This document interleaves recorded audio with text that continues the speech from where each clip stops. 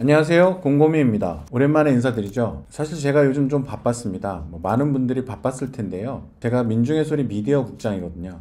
탄핵 선고가 좀 늦어지면서 현장 취재 지휘도 되게 많았습니다. 그리고 탄핵 이후에도 많은 이슈들이 있는 상황이죠. 그리고 민중의 소리에서 진행하고 있는 프로그램이 하나 있습니다. 이완배의 경제의 속살이라는 프로그램인데요. 사실은 그 프로그램을 기획하고 편집하는 게 접니다. 한동안 그 프로그램하고 곰곰이를 병행했었는데요. 최근에 다른 프로그램을 하나 더 론칭했습니다. 시사 토크쇼 시사 콜콜인데요. 민중의 소리 기자들과 저와 함께 만드는 프로그램입니다. 저는 그 프로그램을 기획하고 함께 출연도 하고 내용도 준비하는 역할을 하다 보니까 곰곰이 컨텐츠 제작이 좀 밀렸습니다. 사실 내용은 많이 준비하고 있었는데 촬영하고 편집하는 게 늦어지다 보니까 컨텐츠가 좀 늦어지게 됐습니다. 이제 다른 프로그램들하고 현장이 좀 더 자리를 잡아가고 있으니까 곰곰이도 본격적으로 제대로 해보려고 합니다. 사설이 길었는데요. 이번 편 시작하겠습니다.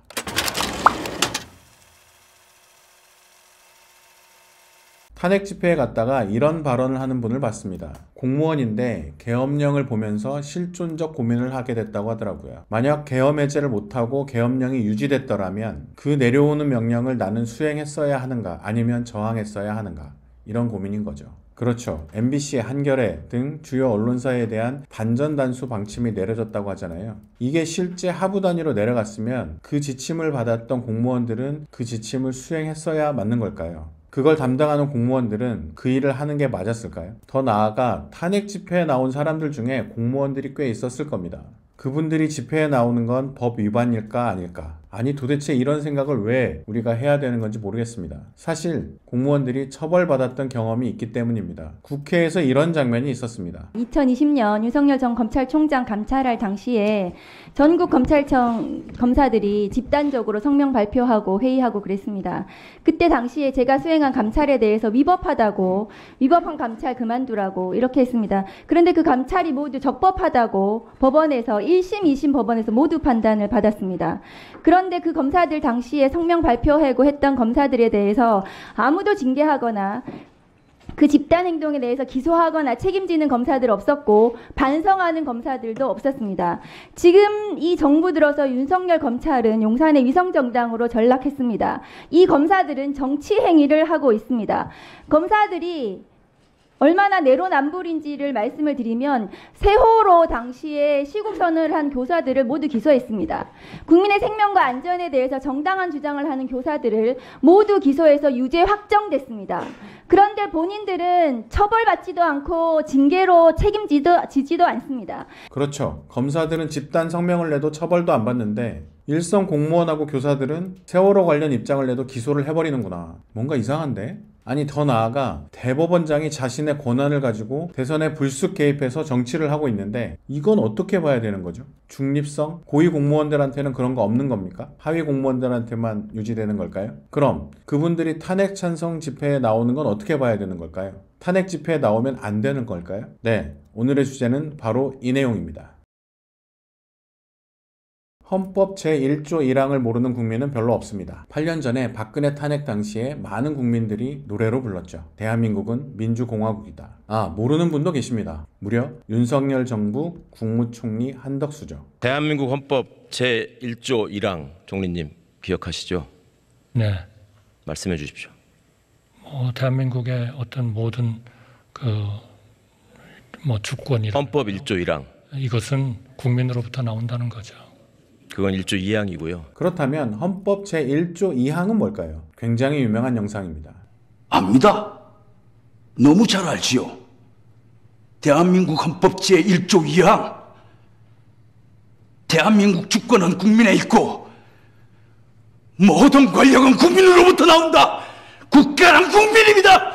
헌법의 조항은 이렇게 중요한 개념을 중요한 순서대로 하나씩 정리해 나갑니다. 그 중에 맨 앞이 총강 부분입니다. 총강은 제1조부터 9조까지 있는데요. 그중 제7조가 공무원에 대한 규정입니다. 그만큼 우리나라에서 공무원의 위치는 굉장히 중요한 것이란 거죠. 1항의 내용은 이겁니다. 공무원은 국민 전체에 대한 봉사자이며 국민에 대하여 책임을 진다. 이 개념에 따르면 그 집회에 나왔던 공무원의 고민은 해결될 것 같습니다. 공무원은 국민 전체에 대한 봉사자이고 국민에 대하여 책임을 지니까 불법하고 부당한 명령은 거부하는 게 맞습니다. 근데 이게 쉬운 일이 아니죠. 만약 그 공무원이 강남이나 대구 뭐 이런 데서 일하고 있었으면 직을 걸어야 됐을 겁니다. 구청장님이나 시장님이 친윤인데 찍혔다가 잘릴 수 있죠. 사실 친윤이 아니어도 잘릴 수 있는 사안이긴 합니다. 그래서 우리 헌법은 7조의 2항을 두고 있습니다. 공무원의 신분과 정치적 중립성은 법률이 정하는 바에 의하여 보장된다. 이 조항은 좀 쪼개서 보겠습니다. 공무원은 두 가지가 보장됩니다. 하나는 신분이고 다른 하나는 정치적 중립성입니다. 공무원은 국민 전체에 대한 봉사를 하고 책임을 져야 되니까 신분을 보장해주고 정치적 외압으로부터 중립을 보장해준다는 겁니다. 여기서 제일 중요한 단어는 보장입니다. 공무원들이 일할 때 정치적 중립을 보장받는다는 겁니다. 왜 이런 표현이 들어갔을까요? 역사적인 이유가 있습니다. 우리나라의 첫 헌법 제1공화국 헌법 27조가 공무원 관련 조항인데요. 내용이 이렇습니다. 공무원은 주권을 가진 국민자의 수임자이며 언제든지 국민에 대하여 책임을 진다. 자, 그런데 제2공화국 헌법 27조에는 한 줄이 더 들어갑니다. 공무원의 정치적 중립성과 신분은 법률이 정하는 바에 의하여 보장된다. 네, 지금 헌법 7조로 이어져 내려오고 있는 이 조항입니다. 앞에서 봤죠. 이게 왜 들어갔을까요? 이 공화국 헌법은 1960년 6월, 그러니까 4.19 혁명 직후에 개정된 겁니다. 4.19 혁명이 3.15 부정선거에서 터져나온 거잖아요. 부정선거는 공무원들이 엄청 동원된 선거였습니다. 공무원들을 협박해서 자유당에 가입시키고 선거운동에 공무원들을 동원하고 심지어 선거 부정에, 부정선거에 공무원들을 동원한 겁니다. 그래서 이승만 하야 이후에 헌법을 개정하는데 이때 이 조항이 들어간 겁니다. 공무원들을 함부로 동원하지 마라. 대통령이나 상관이 정치적 도구로 쓸 수 없게 공무원의 신분을 법률로 보장해주고, 즉 공무원을 협박받지 않도록 해주고 공무원으로 일을 할 때 정치적 중립성을 지킬 수 있도록 해주자라는 겁니다. 이때 언론은 어떻게 보도했을까요? 1960년 6월 11일 동아일보 기사가 있습니다. 제목이 새 공화국 터전 마련 내각제 책임제 개헌안의 이유입니다. 이런 대목이 나옵니다. 지금까지 쓰라린 경험에 비추어 헌법 제27조의 2항을 신설하고 공무원의 정치적 중립성과 신분은 법률에 의하여 보장될 것을 헌법적으로 강조하였다. 지금까지 쓰라린 경험에 비추어. 이게 핵심이죠. 그런데 이 당시 27조 2항, 지금의 7조 2항은 현실에서 정반대로 작용하고 있습니다. 헌법이 있으면 그 가치는 법률로 구현됩니다. 이 부분에 대해서는 국가공무원법, 지방공무원법, 선거법 이런 데서 규정하고 있습니다. 그런데 공무원의 정치적 중립을 보장받는다는 헌법적 가치는 공무원의 정치적 중립 의무로 바뀝니다. 그리고 구체적으로는 공무원의 정치활동 금지 이렇게 나타나게 되죠. 우리가 익히 알고 있는 공무원은 정치활동을 해서는 안 돼 라는 개념이 이렇게 변해온 겁니다. 구체적으로 보면 공무원은 정치해서는 안 된다. 처벌돼. 정치활동이 뭔데? 의견을 내는 건 다 정치활동이야. 세월호도 정치활동이야? 그럼 정치활동이지. 처벌 땅땅땅. 너 SNS에 좋아요 막 누르고 다녔어? 처벌 땅땅땅. 뭐 이런 식으로 공무원들을 입틀막하는 도구로 전락해버린 겁니다. 이상하게 됐죠. 실제 세월호 참사에 대해서 입장을 냈던 공무원들은 처벌됐습니다. 그 근거가 공무원의 중립 의무를 위반했다입니다. 그래서 이 문제는 꽤 오랜 시간 동안 논란이 되었습니다. 공무원이 직무를 할 때 정치적 외압에 시달리지 않도록 중립을 보장받는 게 아니라 나라에 심각한 일이 벌어지거나 대통령이나 단체장이 뻘짓을 해도 공무원은 아무런 의견을 낼 수 없다는 그런 존재로 만들어버린 것이죠. 물론 대법관님이나 검사들이나 이런 분들은 처벌을 받지 않죠. 힘이 있으니까. 그럼 언제부터 이랬던 걸까요? 원래 그랬던 걸까요? 보통 이런 건 언제 오염이 된다? 군부 독재에서 오염이 되는 겁니다. 좀 더 들어가 보겠습니다.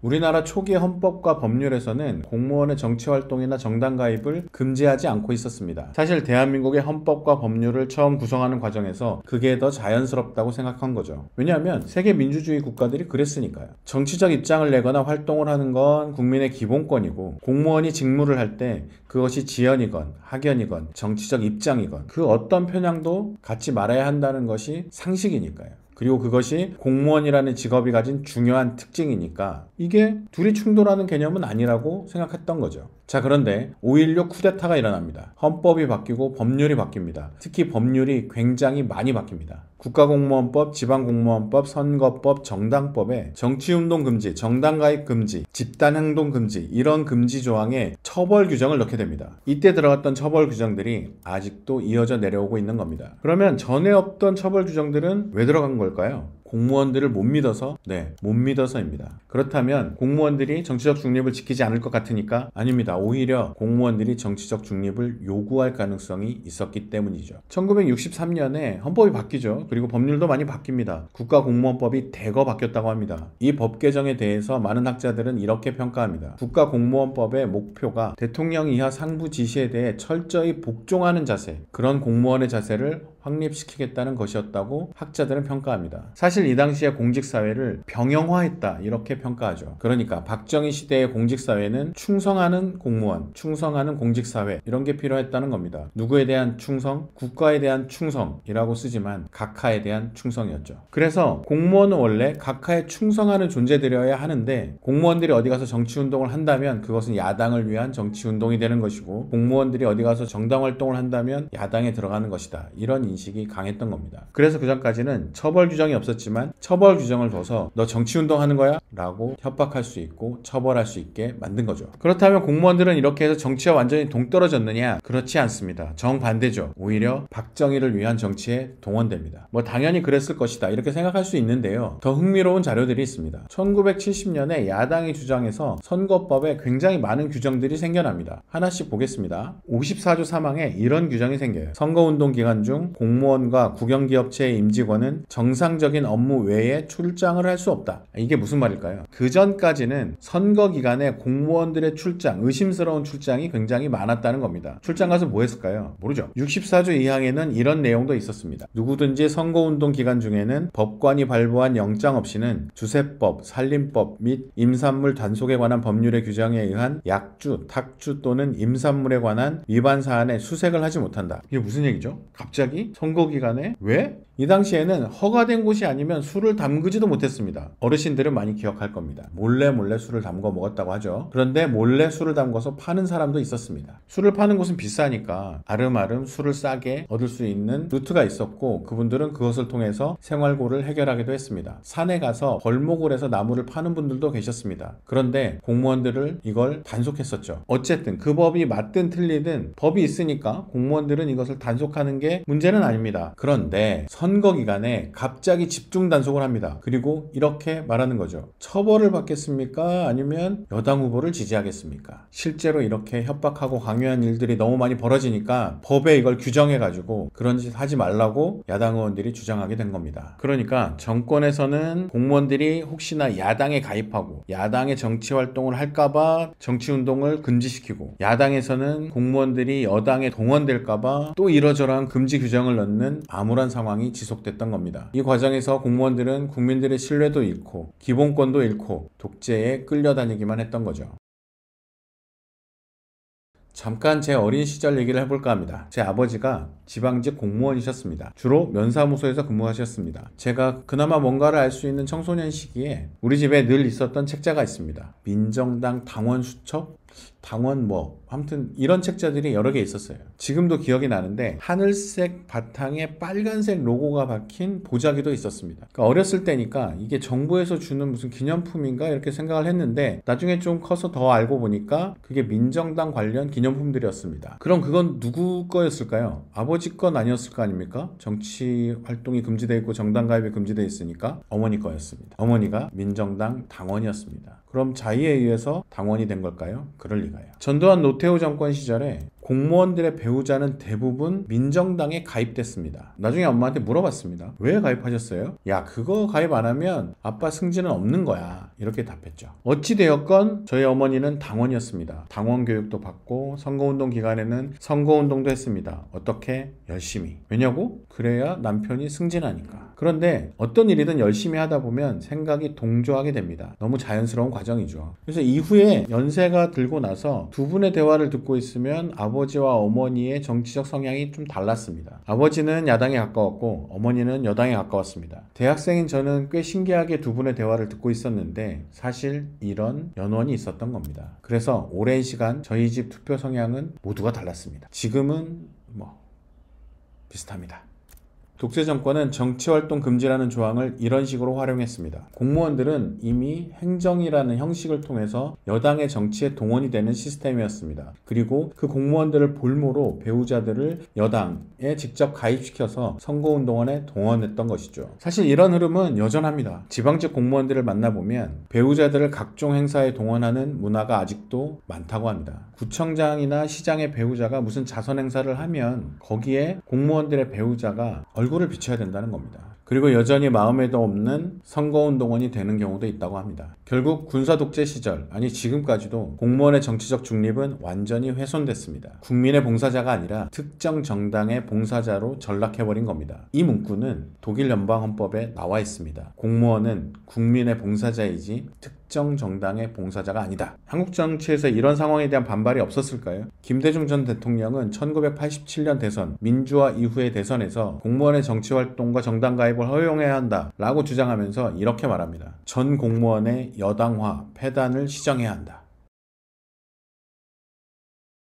공무원의 정치적 중립은 매우 중요한 문제입니다. 공무원이 지연 때문에 혹은 혈연 때문에 혹은 학연 때문에 아니면 정치적 성향 때문에 그 어떤 편향이 있다면 그것은 그 자체로 잘못된 것이죠. 이걸 반대하는 사람은 없을 겁니다. 자, 그런데 이런 상황이 오면 어떨까요? 어떤 공무원이 윤석열은 탄핵되어야 한다고 생각합니다. 그런데 맨날 태극기 집회에 나가는 어르신이 동주민센터에 왔습니다. 이분에게 그 공무원이 어떤 행정 조치가 전달됐습니다. 그렇다면 이 사람은 공무원 자격이 있을까요? 자, 이런 예도 들 수 있습니다. 맨날 극우 유튜버를 보는 계장님이 계십니다. 윤석열 탄핵 이렇게 벽에 써놓은 가게에 갑자기 개도장을 날립니다. 그렇다면 공무원 자격이 있는 걸까요? 정상적인 사고라면 그 태극기 집회에 나가는 어르신이 무슨 문제가 있을 거라고, 윤석열 탄핵이라고 써놓은 가게가 개도장을 받게 된 문제가 있을 거라고 생각하는 게 정상적인 사고의 흐름이죠. 혹시나 어르신이 태극기 집회에 나가는 게 못마땅해서 혹은 윤석열 탄핵 이렇게 써놓은 가게가 괘씸해서 자신의 행정 권한을 동원해서 불이익을 준 거다 이렇게 생각하시나요? 그러지 않겠죠. 그게 무슨 황당한 얘기냐 이렇게 얘기하시겠지만 한국의 제도는 공무원을 그렇게 보고 있습니다. 당신이 공무원이라면 정치 근처에도 가지 마라, 좋아요도 누르지 마라, 탄핵 집회도 가지 마라, 태극기 집회도 가지 마라, 세상사에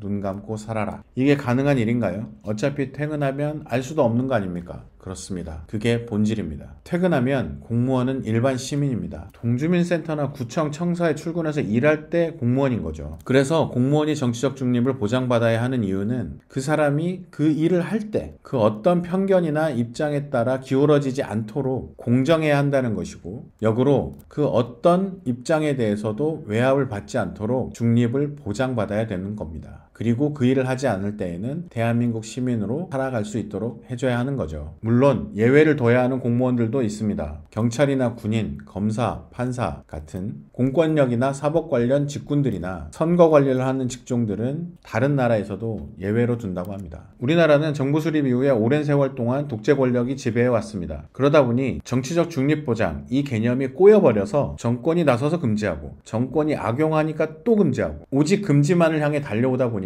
결론이 이렇게 나게 된 겁니다. 말하는 것조차 할 수 없는 단계에 이르게 된 거죠. 이번 탄핵 국면에서 정부와 지방자치단체에서 많은 공문이 나왔습니다. 공무원들은 정치적 중립을 지켜라. 아니, 대통령이라는 자가 군대를 동원해 헌정질서를 유린하고 있는데도 그것이 잘못됐다라고 말하지 마라. 이게 정치적 중립일까요? 그리고 이런 요구를 대놓고 공문을 통해서 하는 게 정상적인 사회일까요? 윤석열 탄핵 집회는 주말에는 주로 낮에, 평일에는 오후 6시 이후에 열렸습니다. 아마 모르긴 몰라도 많은 공무원들이 그 집회 갔을 겁니다. 하지만 그 발길은 멈칫하셨겠죠. 혹시나 누군가 나를 알아보고 고발하면 어떡하지? 이런 생각 안 했을까요? 공문까지 내려온 마당에? 아니면 탄핵 집회에 가고 싶긴 한데 그 후과가 두려워서 생중계 영상만 보고 계신 분들은 없었을까요? 좋아요도 못 누르고 말입니다. 그 모든 분들이 이렇게 생각했을 가능성이 높습니다. 계엄이 계속됐더라면 부당한 명령이 내려왔을 때 나는 항의하는 말을 할 수 있었을까? 오늘 시작한 질문이죠. 많은 고민을 했을 겁니다. 그 말이 정치활동이 되는 순간 나는 처벌받으니까. 역으로 공직사회에서 이러한 부당한 명령, 부당한 행위들이 발견되었을 때 누구나 나서서 말을 할 수 있도록 하기 위해서는 공무원들에게 정치적 자유를 줘야 합니다. 내란은 지속되고 있습니다. 내란이 지속되고 있다는 것은 내란에 동조했던 세력들이 사회 곳곳에서 내란과 비슷한 행위를 계속하고 있다는 얘기죠. 이런 시대는 끝내야 하는 게 아닐까요? 공무원들이 일할 때는 정치적 외압을 받지 않도록 해주고 정치적 입장을 낼 수 있는 자유가 있는 것이 부당한 명령을 내리는 상급자들을 감시하고 제어하고 통제할 수 있는 힘이 될 수도 있는 거죠. 그게 내란 이후 우리가 그토록 힘을 모아 다시 일으켜 세운 민주주의를 지키는 길 아닐까요? 내란은 종식될 겁니다. 그리고 우리 사회가 앞으로 고민해봐야 할 중요한 지점이 아닐까 싶습니다. 오늘 곰고민은 여기까지 하겠습니다. 유익하셨다면 좋아요와 구독, 알림 설정 부탁드립니다. 저는 다음 편에서 내란 종식 이후 우리 사회가 생각해봐야 할 또 다른 지점에 대해서 같이 생각을 나눠보도록 하겠습니다. 시청해주셔서 감사합니다.